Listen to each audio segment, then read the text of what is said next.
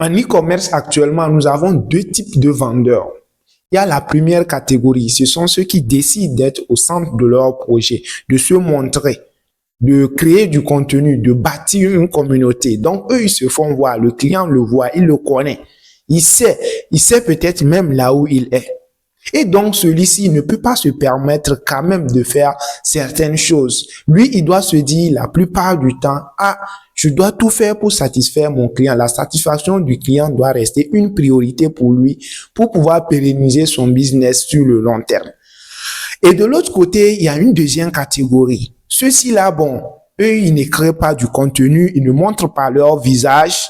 Donc, le client ne le connaît pas. La plupart du temps, ils ont des boutiques Shopify ou bien des sites web, peu importe. Je ne dis pas que tous ceux qui travaillent avec les boutiques Shopify ou ceux qui vendent à travers les sites web sont de cette catégorie. Mais je dis que certains d'entre eux, et même la plupart d'entre eux, donc, puisqu'il n'a pas de contact avec le client ne le voit jamais, il ne va jamais le rencontrer. Peut-être même que c'est le livreur seulement que le client, lui, va voir parce que quand ce dernier va venir le livrer. Donc, eux, à certains moments, il y a beaucoup d'entre eux qui se permettent de vendre même des produits inefficaces parce que lui s'est dit, bon, à partir du moment où moi, je peux prendre la vidéo publicitaire du chinois ou bien trouver une vidéo publicitaire quelque part, mettre de l'argent en publicité et ça tourne et je vends, peu importe si le client derrière, il est satisfait, il n'est pas satisfait. Bon, le client, lui, peut se dire que, OK, j'ai acheté auprès de cette boutique, je n'ai pas été satisfait.